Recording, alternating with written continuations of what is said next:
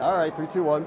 All right, let's continue our coverage of Super Bowl 60 on Radio Row with Cowboys quarterback Joe Milton. Sure. Good to see you. Nice to see you How too. are you? Thank you for having Hey, me. before we talk about all the philanthropic work that you are doing, who do you like in the Super Bowl? I don't have no specific team, but I will be going for the people that I know and that I am close with on both teams. On both teams, Yes. because everyone knows I just want them you were linked to the Patriots, right? Yes, initially. So Yeah, but if I choose the Patriots, then it would be just off of, they'll say I'll be biased, but I'm going off of my friends that I know, the people that I built relationships with for brotherhood. I want them to do the best they ever can. yeah. Are you surprised at all that New England was able to do this so quickly? A little bit, like 50-50.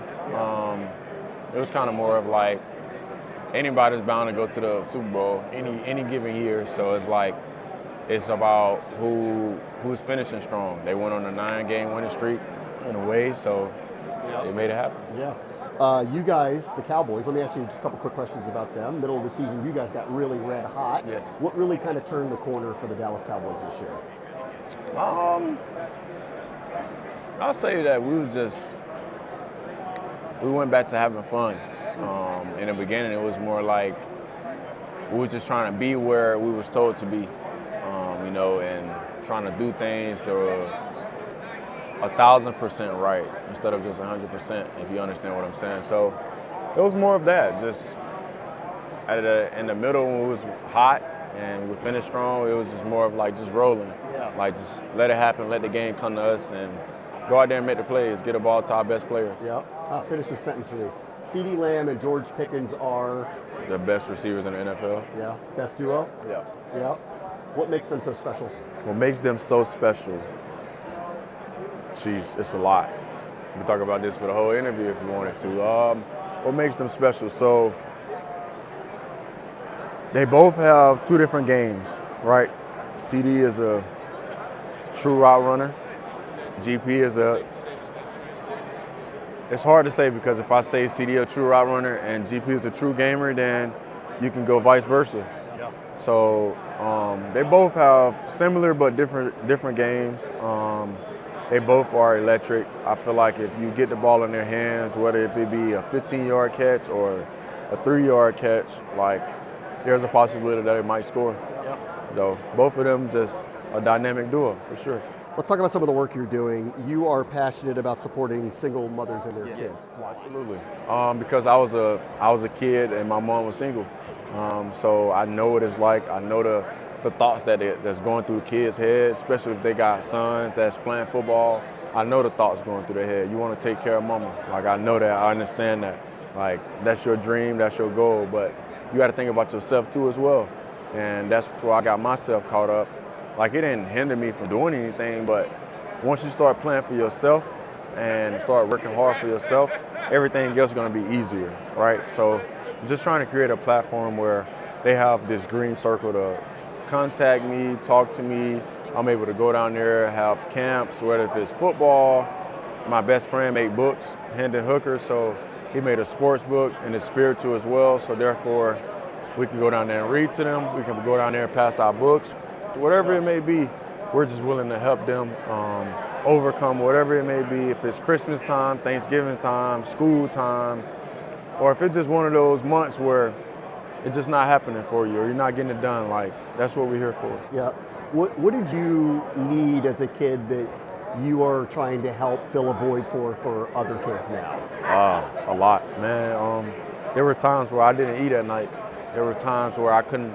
There was a lot of times, pretty much majority of the time throughout middle school and elementary, where I didn't go to school for the first 2 weeks because I didn't have school shoes nor school clothes. I had to wait.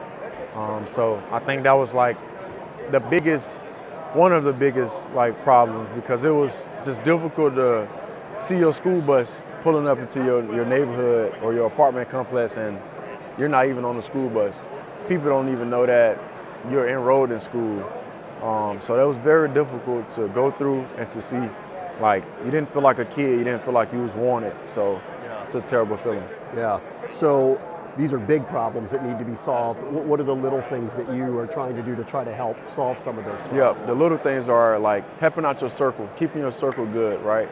The people that you hang around with. A lot of my friends now are either back at home in Pahokee, some of them facing 25 to life, and that's not something that I know that's not something that they wanted to do. I know they wanted to be where I'm at, right? So it's about having the right people in your circle, being around the right people, making sure you're taking school like very serious. Like, yes, they have their problems now with school, but at the same time, it's about what you take in and how can you get that info out to the world. Like, it's not about how they teach you or what they taught you. It's about how you get that information and how you express that information. So that's what it's about. That's what learning is about. Being able to learn every day or learn something new every day is like a blessing. It's like a great thing to do because you're not the smartest person on earth. Nobody in this room or on this earth is the smartest person on this earth, because if you were, then you would be the richest person on this earth. Yeah. You'll have all the power, and you'll basically be the president, right? Yeah. That's not the case at this point. It's more about the small details of making sure everybody got everything that they need to get what they need to get done. Last thing, let me just get back to your career for a moment. Obviously, you're waiting for the right opportunity. You're playing behind Dak Prescott. Drake May was in New England. You know, if you could kind of map out where your career goes from here, how are you kind of thinking about that? Be where my feet is. I think that's the most important thing to do. That's the smartest thing to do. Patience is virtue. So therefore, with me going through my process of going into my third year still behind someone, that's fine with me because I'm still learning. Like I said, I want to learn something new every day. I'm being able to pick up and learn or attack things that I know I need to work on before I become the actual starter. So therefore, while doing that, when I become the starter, I don't have really too much to worry about. Yep. All right, let's just settle one thing. Can anyone actually throw the ball farther than you? No. No chance. No shot. All right. Joe Milton, thank you. Thank you.